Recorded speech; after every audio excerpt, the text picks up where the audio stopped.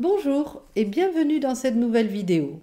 Nous allons ici réfléchir à un sujet de développement d'histoire du programme de 3e sur Berlin dans la guerre froide. Voici le sujet. Montrer que l'histoire de Berlin pendant la guerre froide est un miroir des relations internationales. Il est important de bien lire le sujet pour repérer le mot-clé et pouvoir cadrer ce sujet et dans le temps et dans l'espace. Cette étape est indispensable pour éviter de faire du hors-sujet. Ici, le mot-clé qui permet de dater est guerre froide, puisque cette expression désigne la période d'opposition entre les États-Unis et l'URSS qui s'étend dès le lendemain de la Seconde Guerre mondiale au début des années 1990. Les termes qui nous permettent de cadrer dans l'espace sont Berlin, la capitale de l'Allemagne, et relations internationales, qui fait allusion au monde entier. Dans ce sujet, il s'agit donc de relier ce qui se passe en Allemagne durant cette période aux relations internationales de la guerre froide, donc particulièrement aux relations entre les États-Unis et l'URSS. Une fois cette analyse du sujet terminée, on peut passer à la rédaction de l'introduction. Celle-ci commence par l'explication du sujet, résultat de notre travail d'analyse précédent, ce qui donne la guerre froide et la période d'opposition entre les États-Unis et l'URSS dès le lendemain de la Seconde Guerre mondiale, au début des années 1990. Berlin est la capitale de l'Allemagne. La seconde partie de l'introduction consiste à poser le sujet sous forme d'une question. En quoi l'histoire des relations internationales se reflète-t-elle dans le sort de Berlin durant cette période troublée ? Nous pouvons maintenant reprendre notre brouillon pour bâtir le plan. Ici, le plus simple est d'adopter un plan chronologique, c'est-à-dire un plan qui suit l'ordre de l'histoire, en essayant de distinguer des étapes. Chaque étape constitue alors une partie du plan, donc un paragraphe du développement. Notre première étape, c'est le point de départ, à savoir la situation de l'Allemagne au sortir de la Seconde Guerre mondiale. À cette époque, les États-Unis et l'URSS sont encore alliés. Sur la diapo, j'ai choisi de mettre en rouge l'étape des relations internationales et en vert faire un zoom sur Berlin. On peut adopter la démarche inverse. N'hésitez pas à utiliser des couleurs sur votre brouillon. Ça permet de bien classer vos idées, de bien les visualiser. Vous y gagnerez en clarté lorsqu'il faudra rédiger, parce qu'à ce moment-là, vous serez souvent pressé par le temps. Donc revenons maintenant à la situation de Berlin pendant cette première étape. Là, cela se traduit par le partage de l'Allemagne et de la ville de Berlin en 4 zones d'occupation. L'objectif était soi-disant d'aider le pays à éliminer en profondeur le nazisme pour se reconstruire.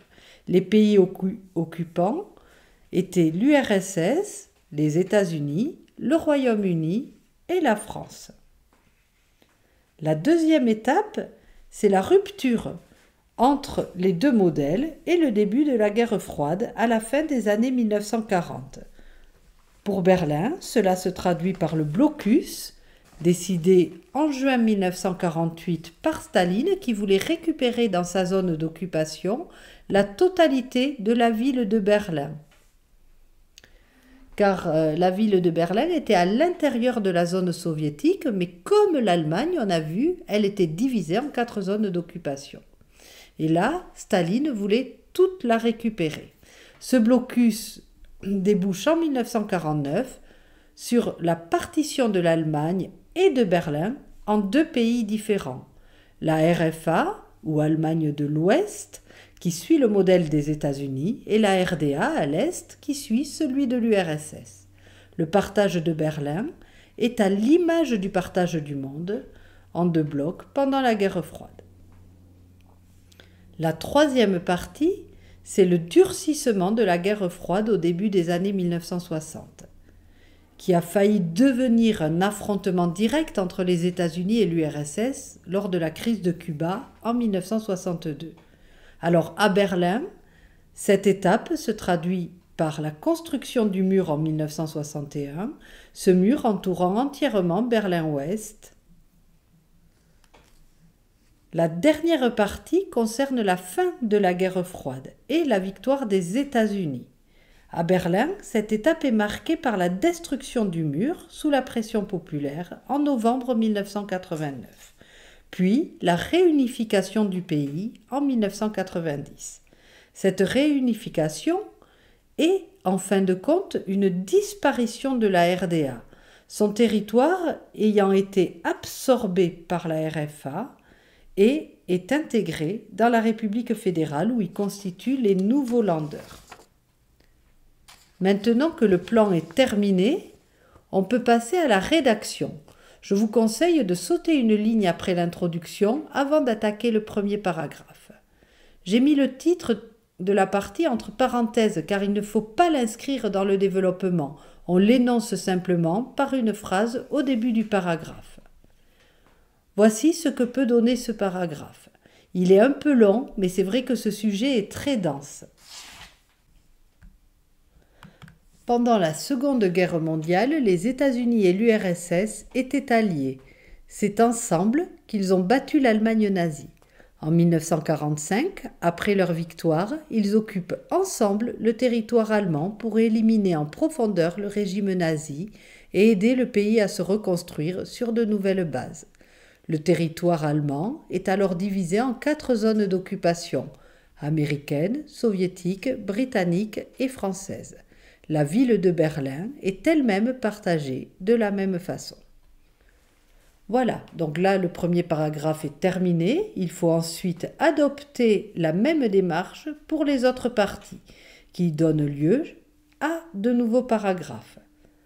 Un pour la rupture entre les deux blocs, avec à Berlin le blocus et le partage de l'Allemagne en 2 pays. Un troisième pour le durcissement des relations internationales avec le mur de Berlin, et un dernier sur la fin de la guerre froide avec à Berlin la réunification. Lorsque tous les paragraphes sont terminés, on saute une ligne et on rédige une petite conclusion qui résume la réponse et donne une ouverture. Pour ma part, j'ai choisi d'ouvrir sur les difficultés sociales qui ont suivi la réunification. Ce qui donne, ainsi, les principales étapes de la guerre froide sont visibles à travers l'histoire de l'Allemagne et particulièrement de Berlin. Berlin est aujourd'hui la capitale de l'Allemagne réunifiée, où les anciens habitants de la RDA et de la RFA ont dû réapprendre à vivre ensemble. Voilà, j'espère que ce sujet, avec beaucoup de choses à dire, est maintenant assez clair pour vous. Je vous souhaite de bonnes révisions et je vous dis à bientôt.